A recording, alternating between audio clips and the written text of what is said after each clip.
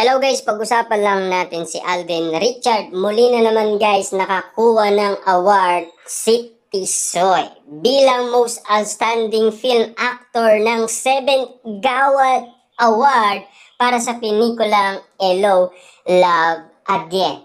Kitang-kita naman natin kasi guys na matagal na itong nire-request ng mga Delulu fans na sana ay magkaroon ng award sina Catherine Bernardo at Alden Richard dahil sa nakuwang tagumpay ng nasabing movie na Hello, Love Again. Kitang-kita naman natin kasi guys na ngayon ay pinag-uusapan na ang Akot Award ng Katde. Alam naman natin guys, ito rin ang matagal na inaasam-asam ni na Alden Richard at Catherine Bernardo. Siyempre guys, sabik na naman ang mga Delulu fans dahil sa pagbabalik ni Alden Richard. Siyempre, dahil sa pagbabalik ni Alden Richard, muli na naman natin siyang nasilayan. At siyempre, muli din siyang nasilayan ng mga netizens at ng mga Delulu fans.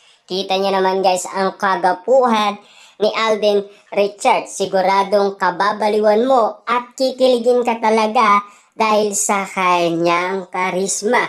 Yan kasi guys ang pinagkakaguluhan sa kanya. Lalong-lalo na guys ang kanyang dimples. Kita niyo naman guys Alden Richard, makuha ka sa tingin at lalong-lalo na makuha ka sa kanyang kagalingan bilang aktor. Kita niyo naman guys, waging-wagi sina Alden Richard dahil sa movie na Hello, Love Again. Na alam naman natin guys, matagumpay nilang natapos ito.